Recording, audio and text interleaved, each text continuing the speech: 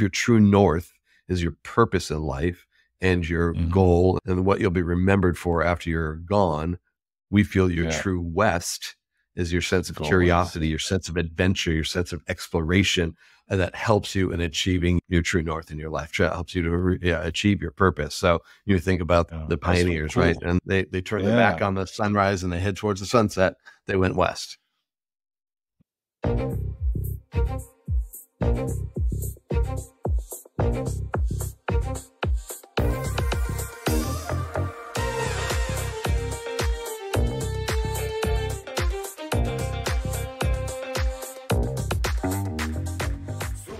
Welcome to Super Entrepreneurs Podcast. Today we have with us David Fischette. David is the founder. Sorry, did I pronounce it correctly? Almost. It's Fischette, like a small Fischette. Yeah. Perfect. David Fischette. David is the founder, CEO, and chief creative at Go West Creative, an industry-leading marketing agency specializing in bringing brand stories to life through unparalleled live, virtual, and hybrid experiences. Welcome to our show, David. Wow, thank you. I sound incredibly impressive the way you say that. It is impressive. You got something unique going on here. So tell us more about this. Like, what are we talking about here? Yeah, what was Go West all about? The live virtual experiences. Sure. So we've been around. This is our 39th year. Yeah, been around a long time. Wow. Started this thing when I was 20. But what we focus on right now is we work with really large brands, and we help them tell their story, whether that's in a live event setting with franchisees or sales teams or internal employees or investors, or if it's through video content. And then also we're super fortunate that we got into the, how you say, corporate broadcasting game in 1999. So it was always a small piece of our business, but in 2020, it became all of our business. And we were uniquely positioned to navigate the waters of a pandemic really well in the event industry, and had some really incredible growth during 2020, 2021, and 2022. So again, in a nutshell, what we're doing is we're working with these brands, large brands and some small brands, and just trying to understand what it is they're wanting to have happen with their audience or their sales team or consumers, whatever it is, and then help them craft a story and an experience that feels authentic to who they are and hopefully connects with that audience in a way that makes them develop love, fan for the brand, hopefully at some point become evangelists for the brand. Wonderful. And this broadcasting arena, how does this work exactly? And how did you achieve that during COVID? I know a lot of stuff was happening virtual, so your world was very exciting in those times. Yeah, exciting is a very interesting word. A very gracious word. It was like, falling off a cliff, right? Because you see these $1 million live events canceling one after the other. Yeah, exactly. And when we started in early or late March, I would say early April of 2020 with these virtual broadcasts, they were coming in at $20,000 each. And I'm like, crap, how many of these are we going to need to do to make up for each $1 million show? The answer is 50. Right. And so you're like, okay, this isn't sustainable. So the thing that kept coming up, right, was everybody was like, how do you engage with the screen? How do you get people to engage? How do you get them engaged virtually? It's not the same, blah, blah, blah. And the light bulb went off, and I was like, we know how to engage with the screen. We've been taught how to engage with the screen since we were little kids, right? We know what to do with cartoons and with Ellen and with Jimmy Fallon and ESPN. We get that. So how do we create corporate television program, corporate television that hooks the audience in? So instead of having your CEO walk up to a camera and give you 40 minutes like he was standing on a stage in a ballroom, just talking head, how do you get him to come out? How do you do like a title sequence at the top of the thing? You announce him, he comes out, he does 7 minutes, he tosses to a commercial. That commercial delivers some of his content. He comes back, he's sitting at a desk with a guest to deliver the rest of his content. And our brains go, I get this format. I understand this. Yeah. Or they're at a Yeah. sports step, or it's a cooking show or whatever. So whatever those devices are that feel true and authentic to the brand, that's what we are creating for these companies. And people, they saw an immediate spike in engagement because people understood the format. It felt natural to them. It wasn't just like, all right, another webinar. That's what I consider. Yeah. Is doing an introduction, then all of a sudden it just turns over to a pre-recorded story, like an experience, maybe about the history of the company or some other kind of information about their brand, where it really gets them engaged. And then he comes back, or someone else comes back, starts talking. Then you transfer over to another experience, but you have the audience with you the entire time, and they're just like, yes, let's go. Is that correct? Because we know that after about 7 minutes, people lose their focus. They need something different. So you just keep breaking it up that way, keeping it engaging and bringing in entertainment elements, whatever it might be, to break it up and to make it feel like an enjoyable piece of television content. And what are your most important questions that you may ask a company to understand what kind of story to create for the event?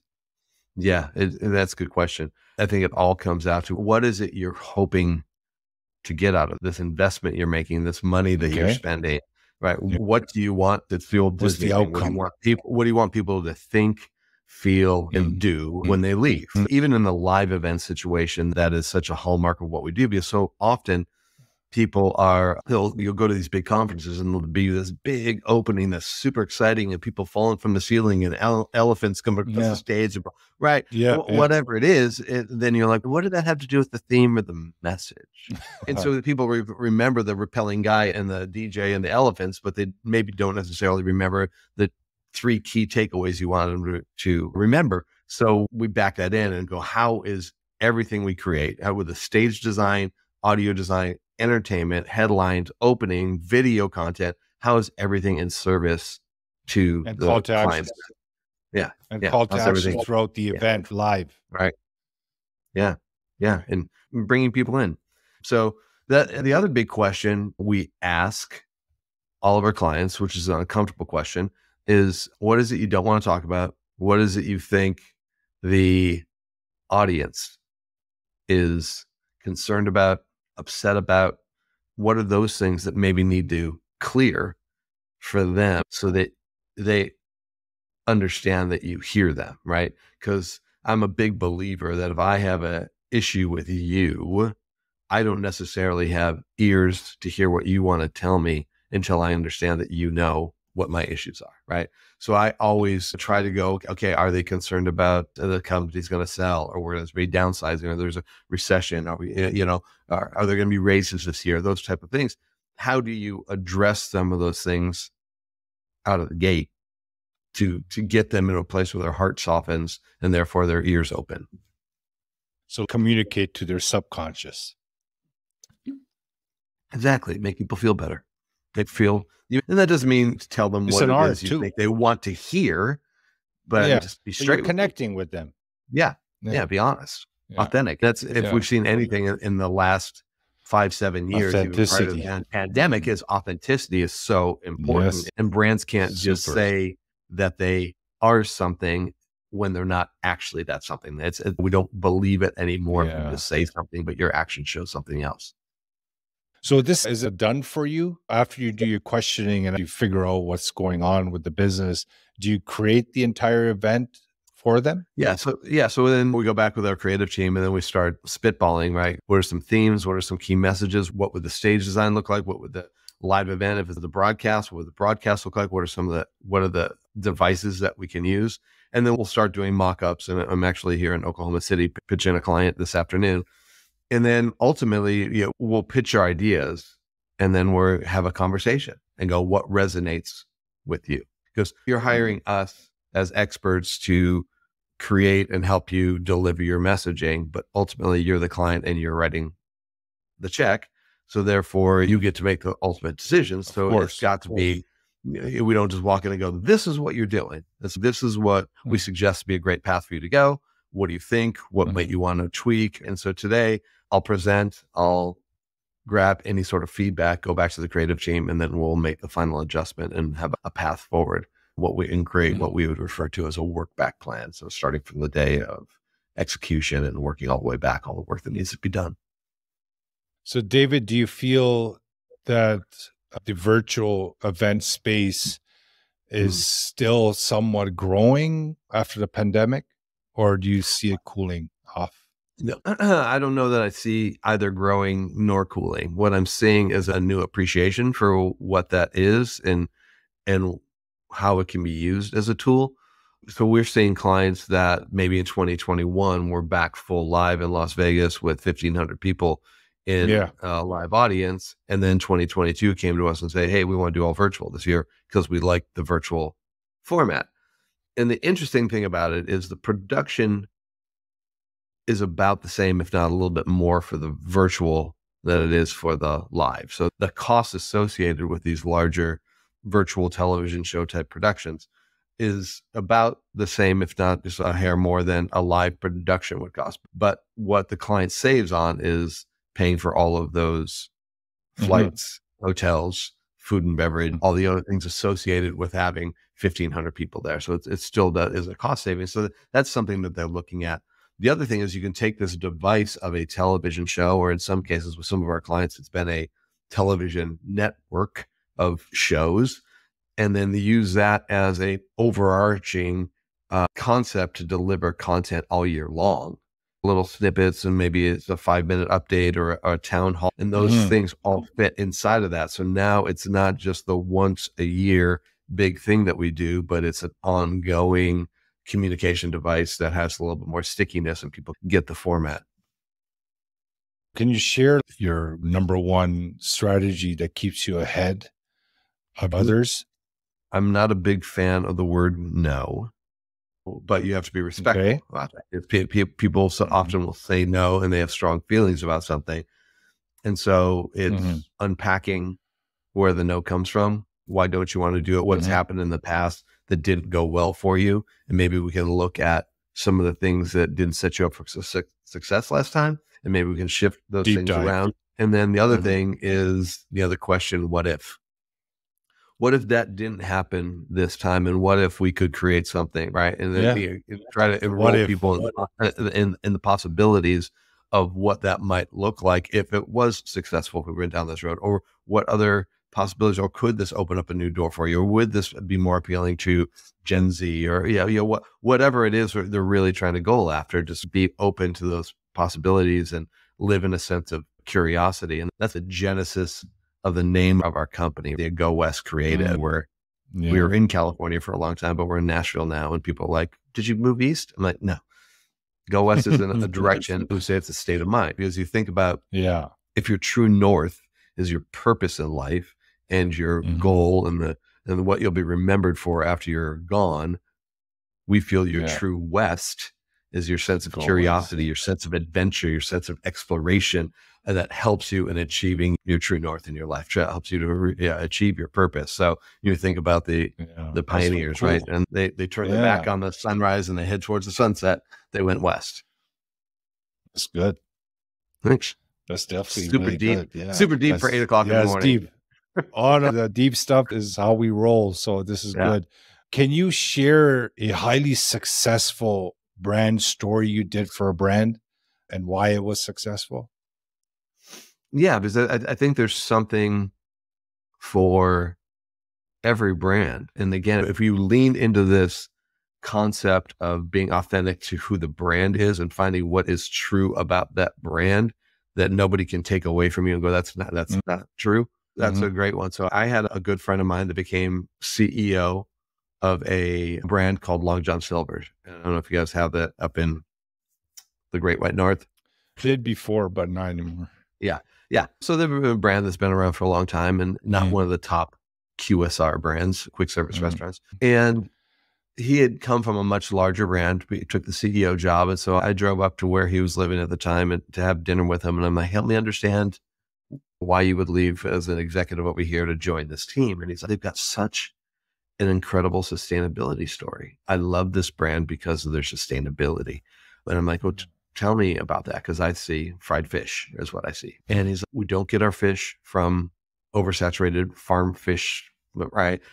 Everything comes from Alaska, and we don't overfish the areas we're at. And actually, we have these vessels up in the Bering Sea, these fishing boats where we catch the fish, we take them downstairs, we clean the fish, we flash freeze them, box them up, and straight from the boat gets shipped to the stores. I'm like, wow, that's a pretty amazing story, right?